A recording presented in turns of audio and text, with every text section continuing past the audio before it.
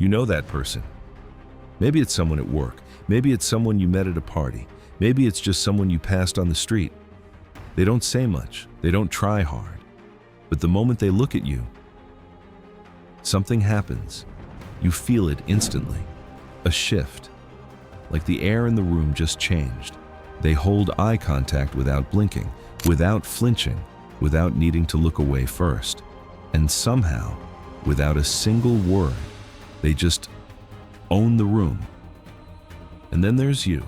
Someone holds your gaze a second too long and your eyes drop to the floor. Your cheeks go red.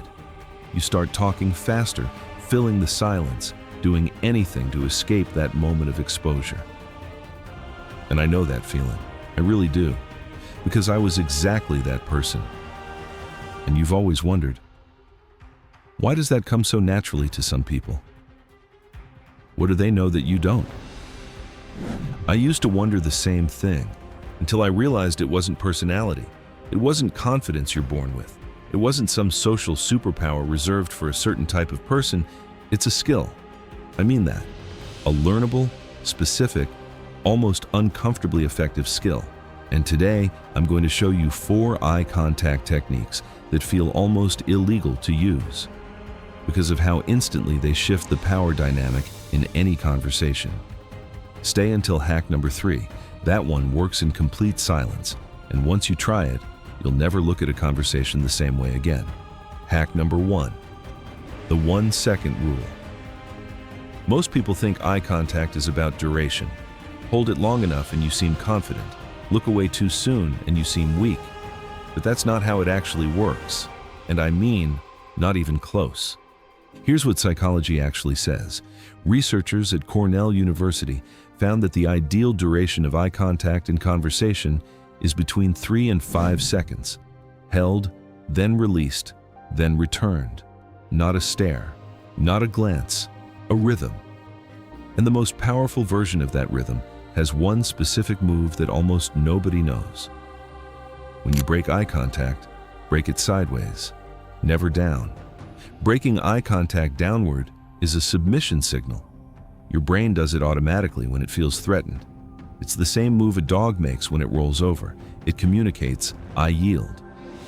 But breaking sideways? That's different. That communicates, I'm done with this moment, on my terms. Not because you made me look away, because I chose to. 1 second of held eye contact, followed by a slow sideways break. Practice it in your next 3 conversations. You will feel the shift immediately. And honestly, it's kind of unsettling how well it works. Hack number 2, the triangle technique.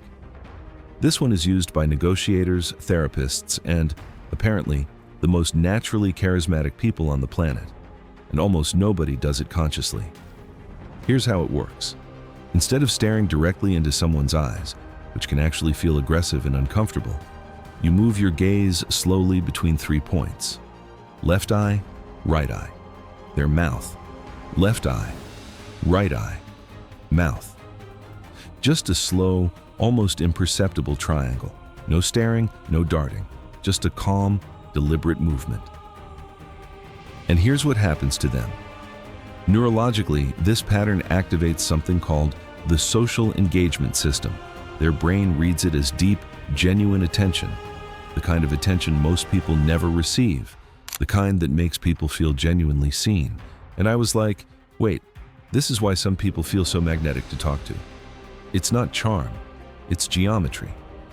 In studies on charisma and likability, this movement pattern consistently scores highest for perceived trustworthiness and emotional connection. Most people are staring at one eye. The highly effective communicators are drawing a triangle, and the difference, though invisible to the conscious mind, is felt immediately. Try it. You will make people feel more comfortable around you than they've ever felt with a stranger. That is the dark side of this technique. It works whether your intentions are good or not. Mind you, that's exactly why it feels illegal. Hack number 3, the silence. Look, this is the one I told you to stay for. Most people treat silence as a problem, a gap to fill, an awkward moment to escape, so they talk and talk and give away everything: their nervousness, their need for approval, their discomfort with empty space. But silence, used correctly, is a weapon. Here's the technique. Next time someone says something provocative, something designed to get a reaction from you, something that would normally make you defensive or flustered, don't respond immediately. Hold eye contact, say absolutely nothing, and let 3 full seconds pass in complete silence. Just 3 seconds. That's all. What happens in that silence is extraordinary. Their brain immediately starts to fill the gap. They wonder if they went too far. They start to question whether they misread the room. The power dynamic, the one they tried to shift toward themselves, silently reverses.